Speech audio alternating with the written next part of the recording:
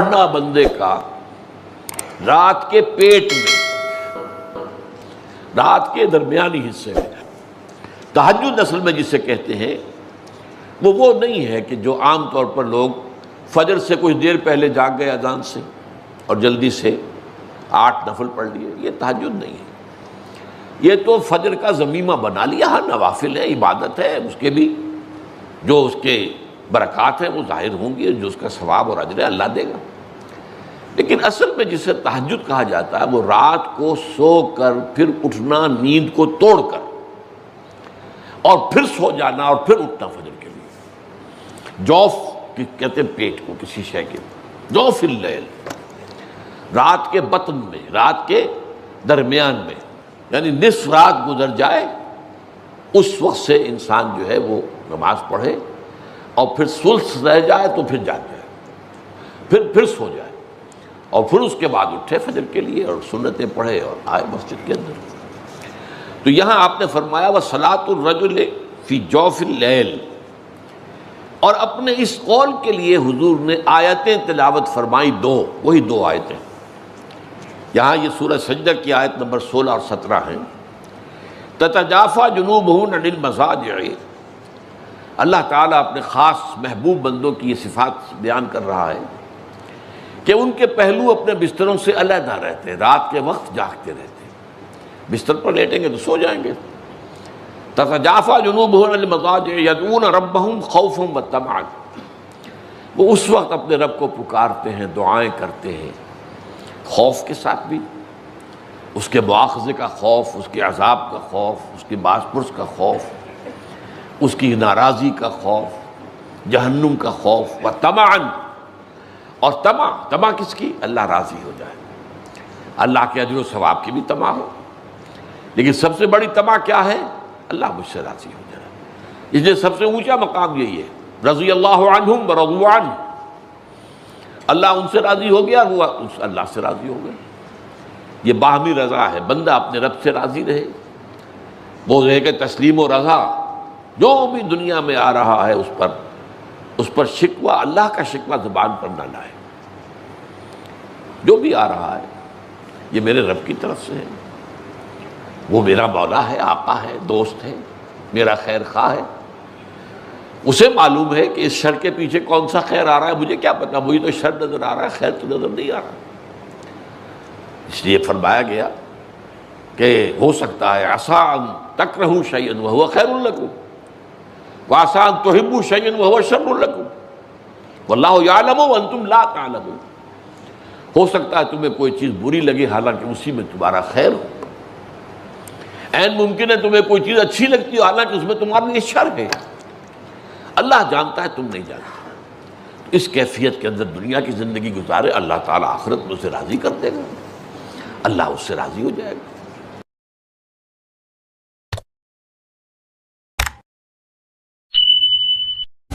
قرآن حکیم نے بھی سورہ آل عمران کے آخری رکوع میں ذکر کو سب سے پہلے اور سب سے اہم عامل کی حیثیت سے شمار کیا ہے۔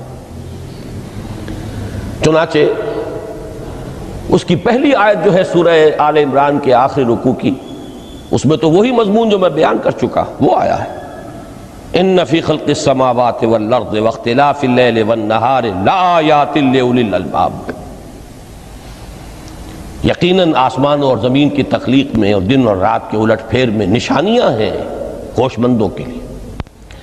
ان کے ذریعے سے انسانی شعور کے اندر وہ معرفت رب اجاگر ہوگی، وہ پہلا مرحلہ اس نے طے کر لیا، وہ ڈورمنٹ معرفت اب ایکٹیویٹ ہو گئی۔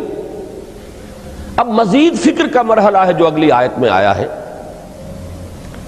الذین یذکرون اللہ قیاما وقعودا وعلی جنوبہم ویتفکرون فی خلق السماوات والارض ربنا ما خلقت ھذا باطلا سبحانک فقنا عذاب النار، یعنی تفکر جو ہے ویتفکرون فی خلق السماوات والارض، وہ تفکر کرتے ہیں، غور و فکر کرتے ہیں آسمان اور زمین کی تخلیق میں، لیکن اس تفکر کے ساتھ لازماً ذکر اور ذکر مدام، ذکر بھی وہ کہ جو مستقل ہو، ہر حالت میں ہو. الذین یذکرون اللہ قیاما وقعودا وعلی جنوبہم، وہ لوگ کہ جو اللہ کو یاد رکھتے ہیں، اللہ کا ذکر کرتے ہیں، کھڑے ہوئے بھی، بیٹھے ہوئے بھی، اور اپنے پہلوؤں کے بل یعنی لیٹے ہوئے بھی. اب ان تین کے سوا تو کوئی پوزیشن انسان کی نہیں ہے. اسی کا نام ہے دوام ذکر. اور اس کے ساتھ اگر وہ تفکر کرتے ہیں تو ان کا فکر اگلی منزل تک پہنچتا ہے. تو پہلی شے تھی فکر انسانی کی صحیح رخ پر مزید پیش قدمی اور پیش رفت، اور اس کے لیے لازم ہے ذکر و فکر کا امتزاج. دوسری چیز کو لیجئے عمل کی درستی. اس عمل کی درستی کے لیے اللہ تعالیٰ کے ساتھ ایک گہرے تعلق کی ضرورت ہے. اس لیے کہ صبر کی بحث میں یہ مضامین شاید آپ کے سامنے آ گئے ہو کہ صبر، جہاں مصیبت پر صبر ہوتا ہے، تکلیف پر صبر ہوتا ہے، اللہ کے احکام پر جمنا یہ بھی صبر ہے، نفس کی خواہشات کی باغ کو تھام کر رکھنا، کھینچ کر رکھنا یہ بھی صبر ہے، اور استقامت کسی شے پر قائم رہنا یہ بھی صبر ہے. تو عمل صحیح پر استقامت کے لیے وَاصْبِرْ وَمَا صَبْرُكَ إِلَّا بِاللَّهِ، اس صبر کی سب سے اہم جو بنیاد ہے، اس کا جو سب سے بڑا ذریعہ ہے، اس کا جو سب سے بڑا سہارا ہے، وَمَا صَبْرُكَ إِلَّا بِاللَّهِ. اس کے لیے ضرورت ہے ایک گہرے تعلق کی کہ اللہ کے ساتھ ایک ایسا تعلق برقرار رہے جو نہ صرف گہرا ہو بلکہ دائم و قائم ہو، مسلسل ہو. ذرا ظہول ہوگا، تعلق مع اللہ میں ذرا کمی آئے گی، شیطان کا وار کاری ہو جائے گا. اسی کو حضور نے حدیث میں یوں تعبیر کیا ہے تمثیلاً کہ جو دل اللہ کی یاد سے غافل ہے اس پر، فارسی کا وہ مقولہ بھی ہے کہ خانہ خالی را دیو می گیرت، گھر خالی رہے تو جنات اس پر دیو جو ہے آ کر قبضہ جما لیتے ہیں. تو خانہ قلب جو ہے اگر یاد خدا بندی سے خالی ہو گیا تو شیطان ابلیس لعین اپنی تھوتنی ٹکا دیتا ہے. یہ لفظ آتا ہے سور کے منہ کے لیے تھوتنی، جس طرح اس کا نکلا ہوا سا منہ ہوتا ہے آگے، تو یہ لفظ استعمال کیا گیا کہ وہ اپنی تھوتنی انسان کے دل پر جما کر اور پھوکے مارنی شروع کر دیتا ہے. تو شیطان کو موقع ہی تب ملتا ہے جب انسان کے تعلق مع اللہ کے اندر کمی ہو. وہ خانہ بالکل خالی ہو گیا ہو یا اتنا ضعیف ہو گیا ہو کہ کل عدم ہو جائے، گویا کہ نہیں. تیسری چیز کی طرف آئیے، روحانی ترقی. روحانی ترقی کے لیے میں ایک اصطلاح کے سامنے لا رہا ہوں. اس سے مراد کیا ہے؟ روحانی ترقی کے لیے ہماری دینی اصطلاح ہے تقرب الی اللہ، اللہ سے قریب تر ہوتے چلے جانا. اس پر میرا ایک کتابچہ بھی ہے. تقرب الی اللہ کے دو مدارج، دو درجے، جو در حقیقت ایک حدیث نبوی علیہ الصلاۃ والسلام ہی پر مبنی ہے کہ حضور نے ایک درجہ قرار دیا ہے تقرب بالفرائض، فرائض کے ذریعے سے انسان اللہ کا قرب حاصل کرے. ایک ہے تقرب بالنوافل، نوافل کے ذریعے سے اللہ کا قرب حاصل کرے. ان میں کیا نسبت و تناسب ہے، اہمیت کے اعتبار سے کون بڑھ کر ہے، بلندی کے اعتبار سے کون بڑھ کر ہے، یہ تمام مسائل میں نے اپنی اس تقریر میں بیان کیے تھے جو اس کتابچے میں شائع ہوئی ہے. اس وقت میں اس کی تفصیل میں نہیں جا رہا، صرف یہ تذکرہ اس لیے کر رہا ہوں کہ جن کو بھی خواہش ہو جائے وہ اس کا مطالعہ کرے. ہماری اس وقت کی گفتگو سے وہ کتابچہ اس جگہ پر منسلک ہوگا. تو تقرب الی اللہ، یہ تقرب کوئی فزیکل فینومینن نہیں ہے، جسمانی یا مادی مسئلہ نہیں ہے. اللہ سے قرب یہ نہیں ہے کہ کوئی کروڑوں میل کا فاصلہ ہے اب ہمیں کوئی رسی پر چڑھنا ہے اوپر بڑی محنت اور مشقت سے، فصل تو ہے ہی نہیں، فاصلہ ہے ہی نہیں، بعد ہے ہی نہیں، نحن اقرب الیہ من حبل الورید، ہم تو انسان سے اس کی شہرگ سے بھی زیادہ قریب ہیں۔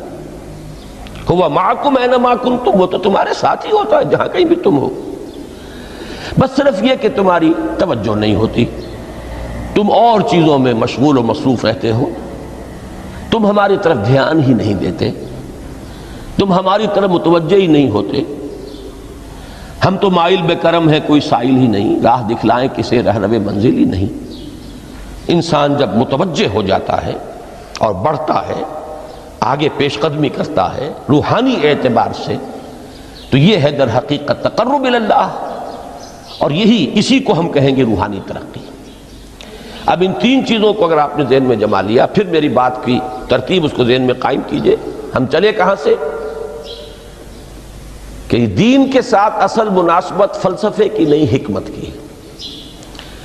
نمبر 2، حکمت قرآنی کا پہلا اور اہم ترین اور بنیادی مسئلہ معرفت رب کا حصول ہے، اس کا نتیجہ شکر خداوندی ہے، اس کا ذریعہ آیات آفاقی، آیات انفسی، اور سب سے بڑھ کر آیات قرآنیہ ہیں جو الذکر ہے، جو تذکرہ ہے، جو ذکرہ ہے۔ لیکن اس پہلے مرحلے کو اگر کوئی انسان بفضل ہی تعالی، اللہ کے فضل و کرم سے طے کر لے، اب اس کے سامنے تین مسئلے ہیں۔ فکر کی مزید پیش رفت، مزید پیش قدمی صحیح رخ پر، اس کے لیے ذکر اور فکر دونوں کا امتزاج لازمی ہے۔ فقر قرآن اختلاط ذکر و فکر۔ الذین یذکرون اللہ قیاما وقعودا وعلی جنوبہم ویتفکرون فی خلق السماوات والارض۔ دوسری شے عمل کا درست رہنا، نہ افراط و تفریط ہو، عدم توازن ہو، نہ انسان نفس سے مغلوب ہو جائے، نہ انسان جذبات کی رو میں اندھا ہو جائے، نہ انسان ماحول سے مرعوب ہو کر متاثر ہو جائے، صحیح رخ پر اس کا عمل۔ نمبر 3، روحانی ترقی، جو اصل حاصل ہے، جو اصل مقصود ہے۔ نمبر 2 چیز کے لیے تعلق مع اللہ ضروری، نمبر 3 کے لیے تقرب الی اللہ ضروری۔ اب غور کیجئے، ان تینوں چیزوں کا بڑا گہرا تعلق ہے نماز کے ساتھ۔ ان تینوں کے لیے ستون کی حیثیت نماز کو ہے، لہذا ایمان کے بعد یا معرفت رب کے بعد حکمت دین کا اہم ترین مسئلہ نماز، صلاۃ۔ اس لیے کہ ایک طرف یہ انسان کو اللہ کے ساتھ ایک گہرے تعلق کا ذریعہ فراہم کرتی ہے، اپنے تمام مصروفیات میں سے، ان مشغولیتوں میں جن میں گم ہونے کا خدشہ ہوتا ہے، نکلو۔ 24 گھنٹے کے معمولات میں سے کم 5 مرتبہ تو لازماً نکلو، اور اپنے آپ کو ذرا، اپنے حواس کو بھی، اپنی باطنی کیفیات کو بھی ذرا تازہ کرو۔ اگر کوئی گندگی، نجاست، کسی طرح کی ناپاکی کا کوئی معاملہ ہے، طہارت حاصل کرو۔ طہارت سے تمہارے اندر روح کو بھی بالیدگی ہوگی، تمہارے حواس بھی تازہ ہوں گے، تم گویا کہ بحیثیت کل تمہاری ہستی چاق و چوبند ہو جائے گی۔ وہ کسل، وہ سستیاں، وہ جو ایک کثافتیں ہوتی ہیں، ان سب سے نجات حاصل کرو، اور اب اپنے رب کے حضور میں کھڑے ہو جاؤ، اس کے ساتھ اپنا عہد بھی تازہ کرو، اس کی اہم صفات کو بھی اپنے ذہن میں پھر مستحضر کرو۔ یہی وجہ ہے، دیکھیے میں نے جو آیات آپ کو شروع میں سنائی تھی، سورہ لقمان کی 2 آیتیں، پہلی آیت میں اس کا ترجمہ کر چکا، دوسری آیت وَلَقَدْ وَإِذْ قَالَ لُقْمَانُ لِابْنِهِ وَهُوَ يَعِظُهُ يَا بُنَيَّ لَا تُشْرِكْ بِاللَّهِ إِنَّ الشِّرْكَ لَظُلْمٌ عَظِيمٌ۔ اس کے بعد درمیان میں کچھ مضمون آ کر پھر وہ آیہ مبارکہ آئی، یا بنی اقم الصلاۃ وامر بالمعروف وانہ عن المنکر واصبر علی ما اصابک۔ گویا کہ اہم ترین چیز، بنیادی ترین چیز، اللہ کو محض پہچان لینا کافی نہیں ہے، یاد رکھنا ضروری ہے۔ اللہ یاد رہے گا تو فکر صحیح آگے بڑھے گا، اللہ یاد رہے گا اور اس کے ساتھ ایک گہرا تعلق جو ہے برقرار رہے گا تو عمل درست رہے گا۔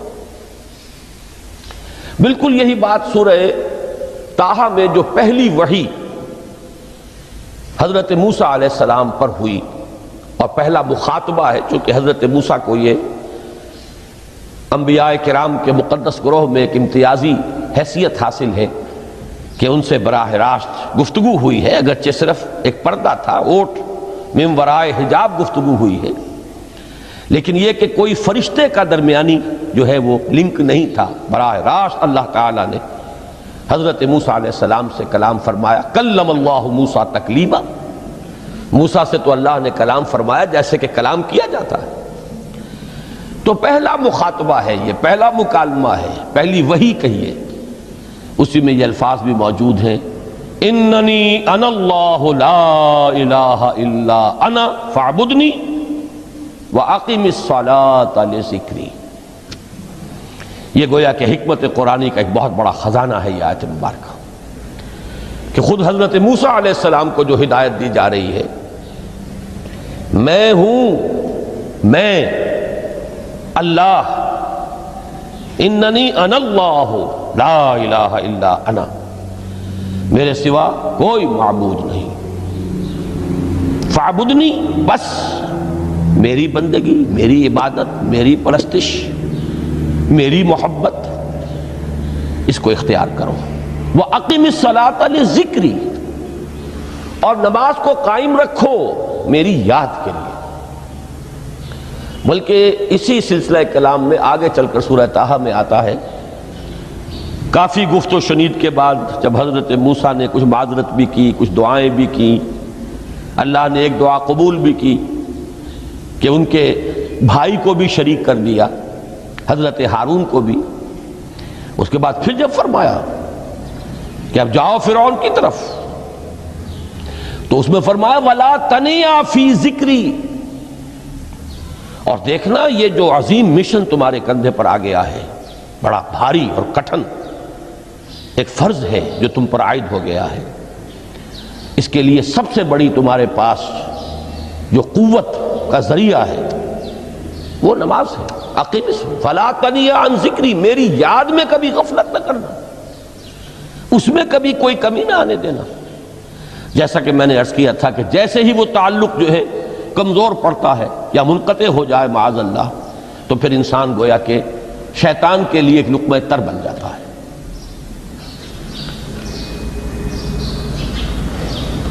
اب آپ غور کیجئے، تیسری شے تقرب الی اللہ،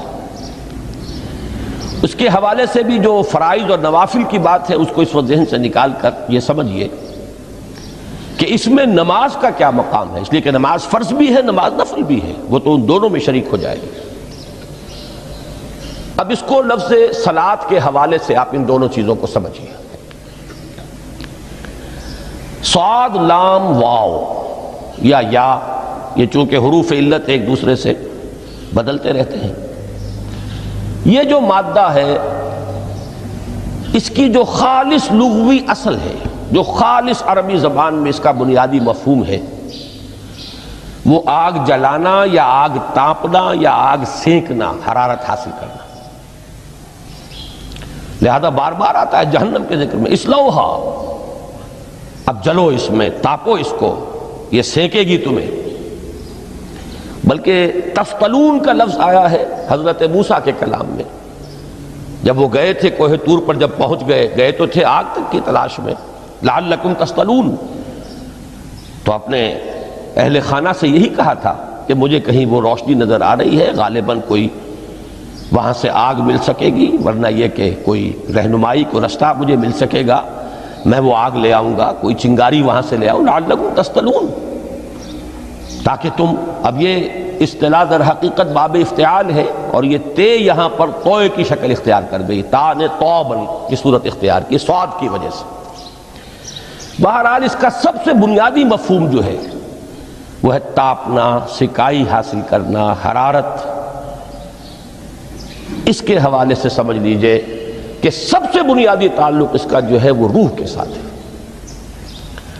روح میں محبت خداوندی کی آگ اگر ٹھنڈی پڑ گئی ہو، اگر محبت خداوندی کی حرارت میں کمی ہو رہی ہو، تو اس کو اثر نو، جس کو کہ میں آج سوچ رہا تھا تو ایک لفظ ذہن میں آیا کہ جیسے بیٹری اس کو ریچارج کیا جاتا ہے، اسی طریقے سے روح کے اندر محبت خداوندی کی اس حرارت کو اثر نو تازہ کرنا، یہ ہے در حقیقت نماز کا اصل مقصد۔ اس لیے کہ اس لفظ کا بنیادی مفہوم، اصل لغوی مفہوم تو یہ، اگرچہ اس کا سب سے زیادہ کثرت سے جو استعمال ہوتا ہے، اور لفظ صلاۃ جس سے در حقیقت جس تصور پر مبنی ہے وہ ہے اقدام، کسی کی طرف متوجہ ہونا اور پھر دعا۔ صلاۃ کا سب سے قریبی مفہوم لفظی جب بیان کیا جائے گا، اس سے مراد، اس کے معنی، تو دعا اس میں اہم ترین ہے۔ کسی کی طرف توجہ کرنا، مناجات کرنا، گفتگو کرنا، مخاطبہ، مکالمہ، دعا، یہ در حقیقت صلاۃ کا سب سے بڑا اصطلاحی مفہوم ہے۔ لیکن جو اس کا مادہ ہے، صاد لام واو یا صاد لام یا، اس کا اصل مفہوم جو ہے وہ تاپنا، حرارت حاصل کرنا۔ تو ان دونوں کے حوالے سے عرض کر رہا ہوں، وہ تاپنا اور حرارت حاصل کرنا وہ ہے روح کے اعتبار سے۔ وہ جو کہا اقبال نے کہ بجھی عشق کی آگ اندھیر ہے، مسلمان نہیں راہ کا ڈھیر۔ یہ عشق کی آگ جب بجھ جاتی ہے، در حقیقت یہی تو انسان کی روحانی موت ہے۔ جب یہ نہ رہے تو چاہے منطق میں بہت انسان ماہر ہو۔ مجھے اقبال کا ایک شعر یاد آیا ہے تقابل کرتے ہوئے، ایک انسان محکوم اور ایک انسان حر، آزاد انسان، ان کی نفسیات میں جو بنیادی فرق علامہ اقبال نے مختلف مواقع پر بیان کیے ہیں۔ محکوم ہے بیگانہ اخلاص و مروت، ہر چند کے منطق کی دلیلوں میں ہے چالاک۔